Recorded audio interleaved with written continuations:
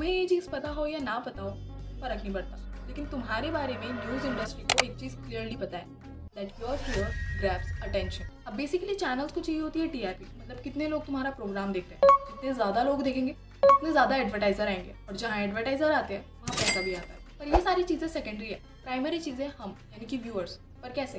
देखो, इनका पैसा आ कहाँ से रहा है? एडवर्टाइजमेंट से। और इनके एड्स देखता कौन है? व्यूअर्स, यानी कि हम लोग। अब सवाल ये है कि हम लोग इतना स्क्रीन से चिपके हुए कैसे रहते हैं? जब हमें लगता है कि कोई सिचुएशन सीरियस है या हमसे रिलेटेड कोई खतरा हो सकता है तो हम चैनल्स पर टिके रहते हैं। अब अगर कोई न्यूज़ सीधे तरीके से बोली जाए, फॉर एग्जाम्पल शहर में 2 डेंगू के केस मिले हैं, इट फील्स लाइक ठीक है, शहर में 2 ही डेंगू के केस मिले हैं।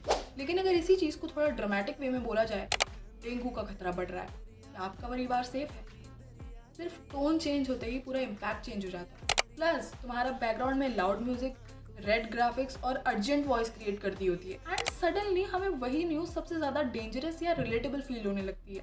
लेकिन इससे होता क्या है? हम थोड़े एंशियस हो जाते हैं और वही देखते रहना चाहते हैं। और जितनी देर में हम उनके शो के मज़े ले रहे होते हैं उतनी देर में उनके चैनल का टीआरपी बढ़ रहा होता है। लेकिन हाँ, कुछ सीरियस न्यूज़ को डर बेचना नहीं कह सकते, क्योंकि कभी कभार सिचुएशन जेन्युइनली क्रिटिकल होती है। लेकिन जब हर छोटी बड़ी न्यूज़ को तुम इमरजेंसी बना दोगे, प्रॉब्लम तब शुरू होती है।